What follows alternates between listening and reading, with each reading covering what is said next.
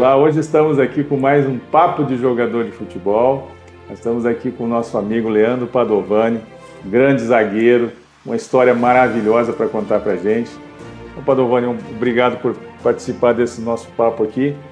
Gostaria que você contasse um pouquinho da sua história aqui, como é que começou a sua vontade de jogar futebol, por que começou, porque é um capixaba, né? Sim.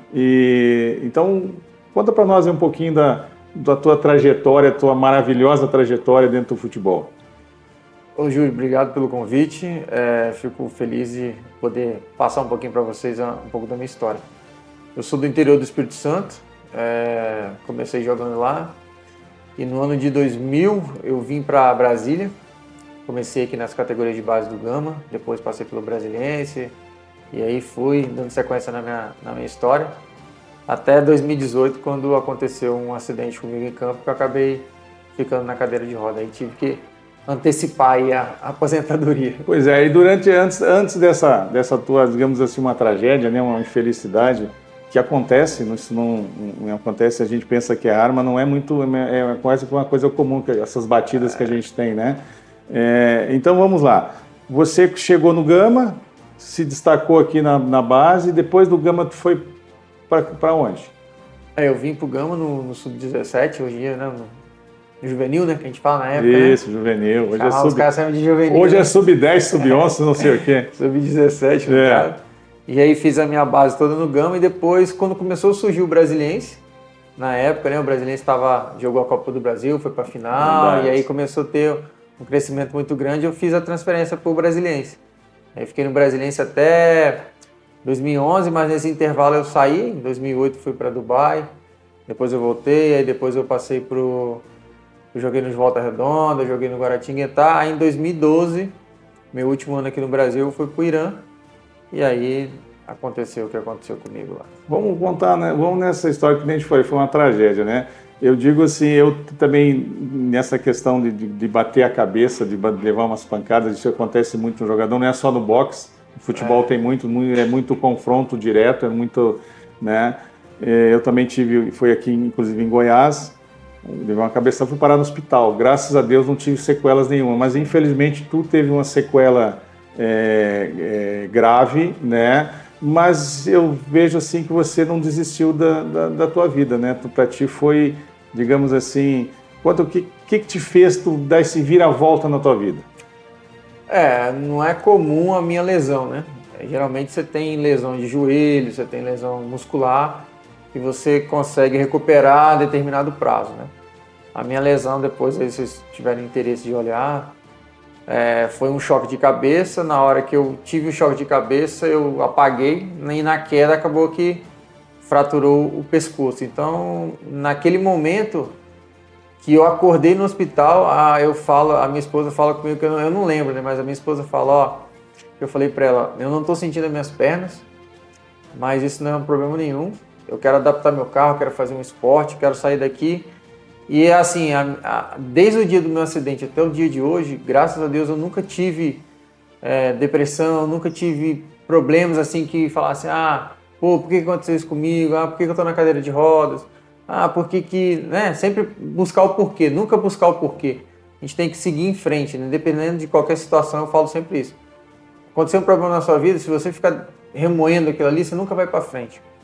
E aí, quando eu retorno para o Brasil, né, eu vou fazer os tratamentos, aquela coisa toda de fisioterapia, buscar ver se eu conseguiria voltar a andar ou não, porque a primeira coisa quando você tem uma lesão que você fica na cadeira de roda, as pessoas falam para você, não, você tem que fazer fisioterapia, e eu fiz fisioterapia quase o dia inteiro, de manhã, de tarde e de noite, e acabei que, depois de passar de um tempo, eu falei, não, a fisioterapia ela é uma forma de preservar os músculos, né, preservar a minha agilidade na cadeira de roda, fazer uma transferência e tudo mais.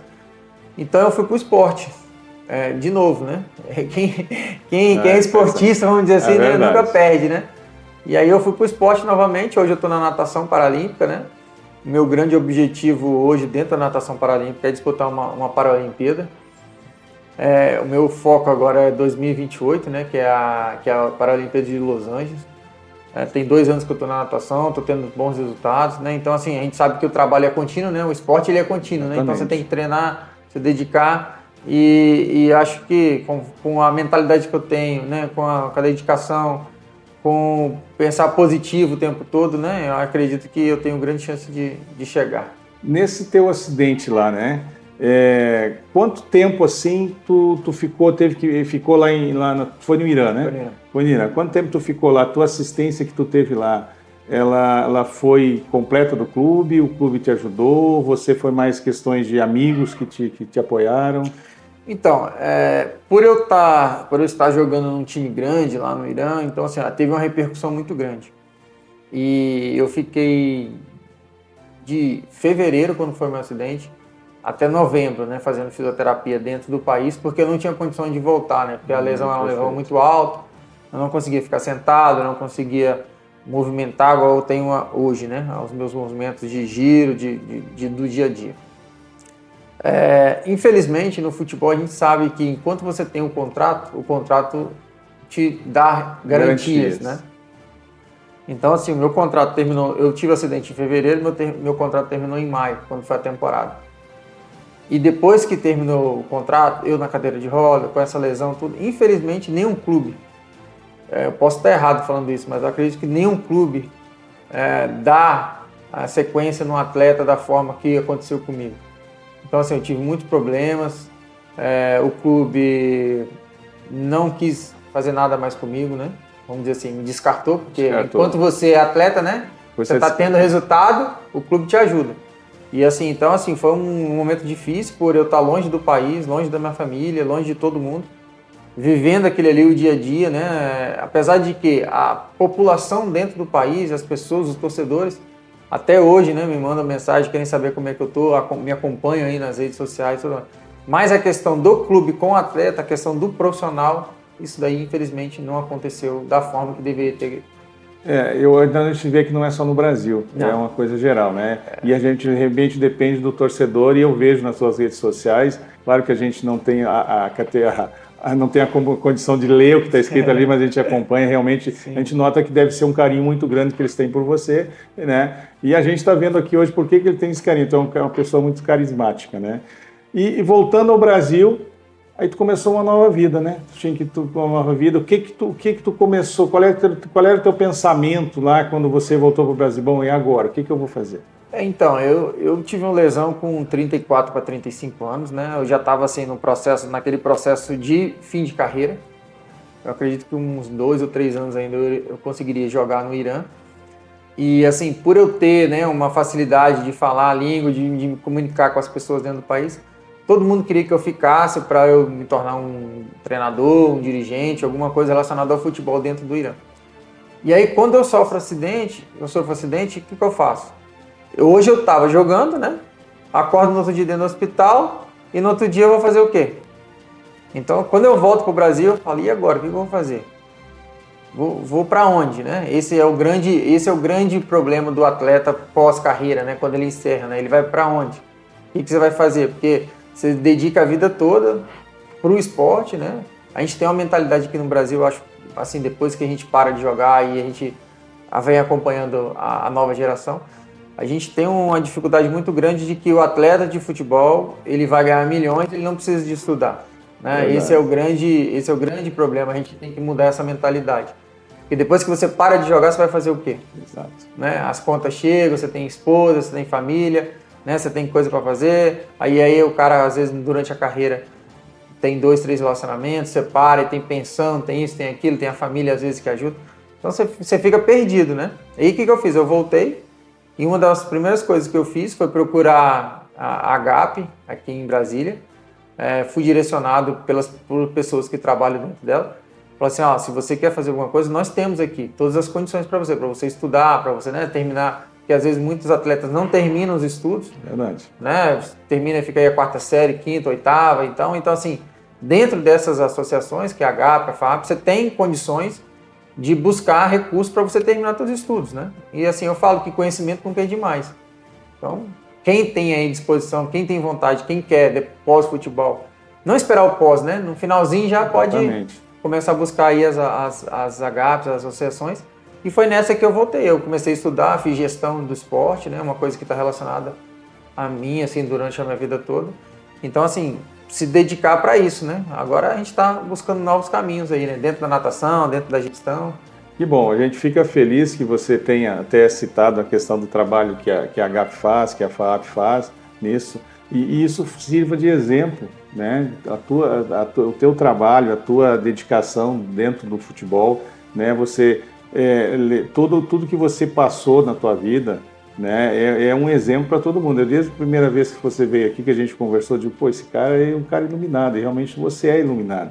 Você nunca deixou se abater por uma fatalidade que aconteceu, né? E essa preparação tua, ela vem, essa força que tu tem vem da onde? As pessoas, todo mundo me pergunta isso, né? Porque assim, quando você vê o atleta, você vê ele em campo, vê ele jogando, e eu já vi muita gente depois que eu voltei, né, que viu o meu acidente e tudo mais. Pessoas que eram do meu ciclo de amizade, né? E me viam lá em campo e falavam comigo, pô, Padovani, legal. E hoje, quando me veem assim na cadeira de roda, a primeira impressão que eles têm é o quê? De um cara meio cabisbaixo, né? Aquele cara assim que, pô, não quer conversar com ninguém, não quer fazer nada. Só reclama da vida. Só reclama da vida. E eu não, eu mostro para as pessoas ao contrário, né? Exato. Porque você está na cadeira de rodas, você não perde a sua capacidade mental, né? Sua cabeça, ela funciona do mesmo jeito. E tem muita gente que às vezes tem 2 pernas, 2 braços e está reclamando da vida, né?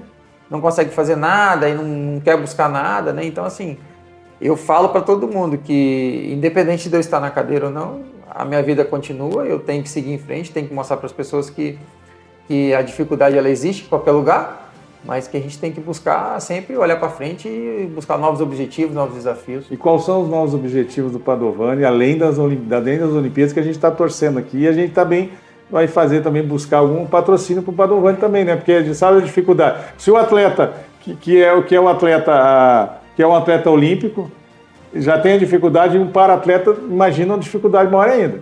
Eu aqui em Brasília, eu faço parte de uma equipe, né, de natação paralímpica, então assim, nós temos cadeirante, que é no meu caso, a gente tem pessoas amputadas, a gente tem pessoas com baixa visão, cego completamente, intelectual, síndrome de Down. Assim, é muito legal. Eu falo para as pessoas o seguinte, que todo mundo deveria um dia ir num hospital ou num SARA desse daí que tem reabilitação, porque a gente não sabe, a gente reclama tanto e a gente não sabe a dificuldade do outro, né? E o esporte olímpico no Brasil, o esporte paralímpico, ele tem uma dificuldade muito grande de patrocínio, de estrutura, né? Tirando o futebol, que é o que todo mundo gosta e tem recurso para isso, mas os esportes olímpicos e paralímpicos no Brasil têm uma dificuldade muito grande, né? Então, quem tiver afim aí de ajudar a gente nesse projeto aí, a gente será sempre bem-vindo.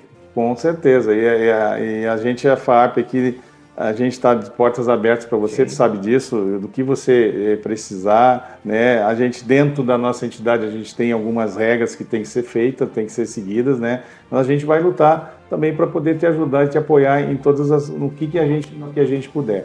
Tá? E o Padovani daqui para frente, né? Agora, por exemplo, a partir de hoje, a partir de hoje que você está aqui, pensamento dele, tu está estudando, eu sei que tu tá fazendo um pós. Então, eu terminei agora meu curso de gestão e vou buscar agora no segundo semestre começar a estudar de novo, né? Porque eu falei, o conhecimento ninguém vai tirar de você. Não, com certeza. E bola pra frente, né? Não pode. A gente perde muitos amigos, né? Tu sabe que a gente para de jogar futebol, a gente perde muitos amigos, né? A gente fica os poucos que aqueles amigos fiéis. Você perdeu muitos amigos? É que eu falo assim, né? O esporte, ele é a paixão de todo brasileiro, né? Então, quando você começa a tornar referência dentro do esporte, do clube, né, da sua cidade, todo mundo quer estar com você, né? E quando você para e você olha para trás, os mesmos que às vezes tomavam um cafezinho com você, tomavam uma água, esse daí já não te olha como era aquele horário anterior, né? De você ser a referência para todo mundo. Então, acredito que não só eu, né, mas acho que você e todo mundo que joga bola, existe essa grande dificuldade pós-futebol, né? E você não consegue fazer amigos assim como é a galera da tua cidade, da tua rua, que você chegou hoje lá na tua cidade, o pessoal te chama, você tem um apelido, né? O pessoal brinca com você. Verdade. E o futebol, às vezes, você é reconhecido, as pessoas te reconhecem, Mas o ciclo de amizade, de precisar às vezes de estender a mão para alguém, isso daí fica só dentro do futebol. A gente tem mesmo a família, né? Isso daí não... Eu acho que foi o grande, eu acho que, não posso estar mentindo, mas acho que foi teu grande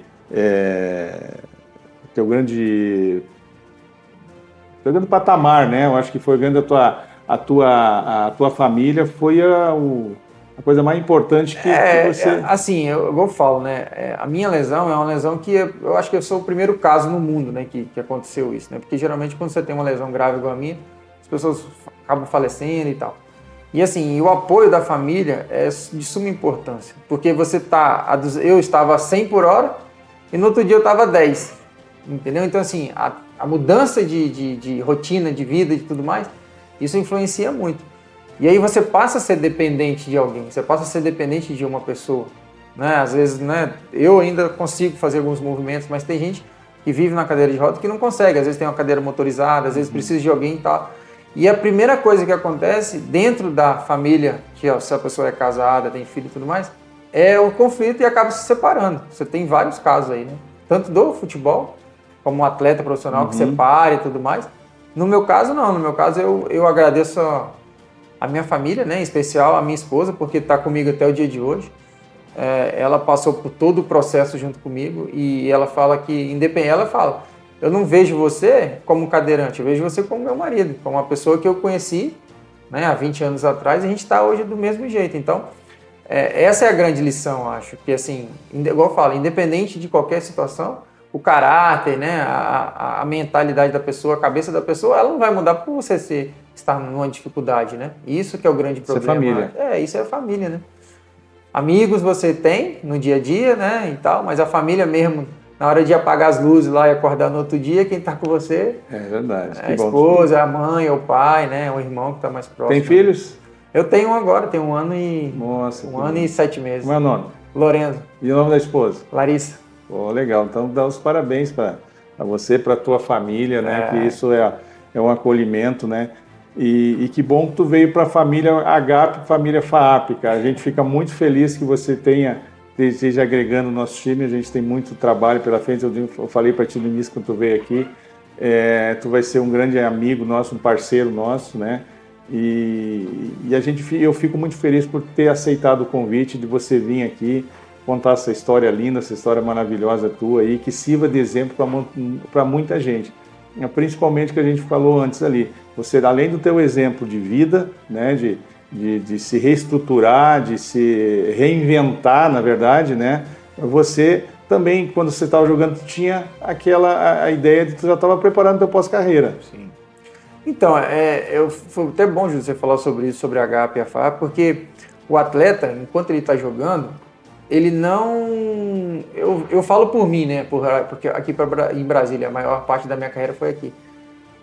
A gente precisa de pessoas como você, como outras pessoas que trabalham nesse sentido de associação, de parceria, porque a gente precisa mostrar para os atletas que existe, né, uma instituição que procura ajudar o atleta também. Porque assim, quando você começa a jogar bola, 18, 19 anos, infelizmente o esporte, se você tiver calendário, né, eu falo isso porque assim, não são todos os clubes que têm calendário. Exatamente. Então, assim, você pega um estadual hoje aí que não tem um clube que tem calendário durante o ano, você vai jogar 5 meses e o resto do ano você vai ficar parado. Então, assim, se você ficar só de 6 em 6 meses durante a sua carreira, o que você vai fazer? Né? Então, assim, se você jogou um estadual, né? Você jogou um estadual, provou que você é profissional, você procura uma associação. Então, assim, nesse período que você não está jogando, você pode estudar. É de graça, né? A maioria dos cursos aí é de graça. Então, assim, imagina...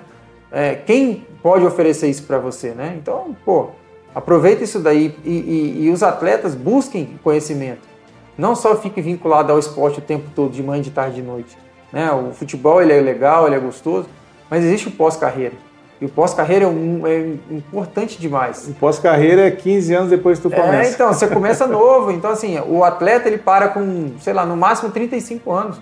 Tem muita gente que está começando a vida com 30, 35 anos. Né, estuda, passa num concurso, faz alguma coisa. Então, assim, a gente começa a trabalhar novo, começa a ganhar dinheiro novo, mas não são todos que ganham, né? A maioria passa por essa dificuldade.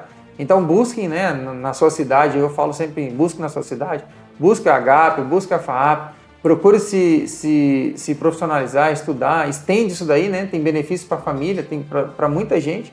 Então, assim, não deixem de divulgar, pressione aí, né, seu deputado, seu senador aí da sua cidade, porque isso é um benefício que o atleta precisa e o dinheiro está sendo bem aplicado, né? Ainda temos o cartão, né? Que eu vi que você, Sérgio, tu fez um videozinho lá para a GAP, do nosso cartão de benefícios lá. Já usou? Já.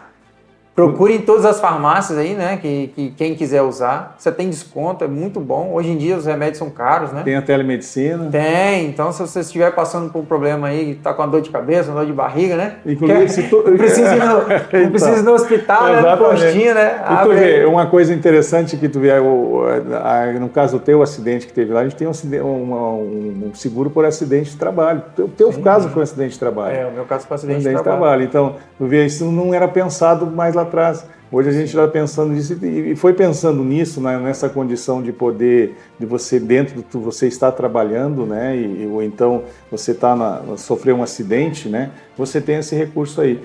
Então isso foi pensado, é um cartão que a gente pensou dentro exatamente para a FAAP, é o cartão único, não existe outro cartão que seja igual ao nosso, ao da FAAP, ele é único, né, e é um benefício a mais que a gente está dando aí. Né? E a gente precisa, que a gente falou, tipo, nossos deputados aí, né? A gente precisa manter isso aí, né? Os nossos deputados, senadores aí, né? E depois até eu quero que você faça ali também para nós um videozinho, para ele falando rasamente da questão dos vetos, né? Para a gente poder divulgar isso aí que a gente precisa, que a federação continue, que as associações continuem, né? Porque não tem, eu digo, a gente é uma instituição que é um SUS do atleta, muito melhorado, né? Se a gente vai depender do SUS hoje, a gente está ferrado, né? Então, para a gente encerrar aqui, eu acho que eu queria que você deixasse aqui, eu queria te agradecer principalmente aqui, e você ter vindo aqui, a casa sabe que as portas estão sempre abertas aqui para ti, e te agradecer aqui que tu deixasse uma palavra de incentivo para a nossa rapaziada aí. Eu acho que o principal de tudo, né? O atleta, quando ele inicia, existem várias dificuldades, né? Quando você começa, várias situações. Hoje em dia o futebol está muito diferente do que era antigamente, né? Mas assim, a minha palavra é o seguinte, é que você, atleta que nos está vendo nosso bate-papo aqui, né? Nunca deixe de estudar. Isso acho que eu falo, o conhecimento ele é o principal. Estuda aí, faz um curso, faça alguma coisa, porque a gente não sabe o dia de amanhã. Hoje a gente está aqui conversando, a gente não sabe daqui meia hora o que pode acontecer. Então, aproveitem os benefícios, aproveitem tudo que a HAP oferece para vocês. E fique aqui o meu agradecimento ao Júlio e a todos vocês que nos acompanham aí. Obrigado. Valeu.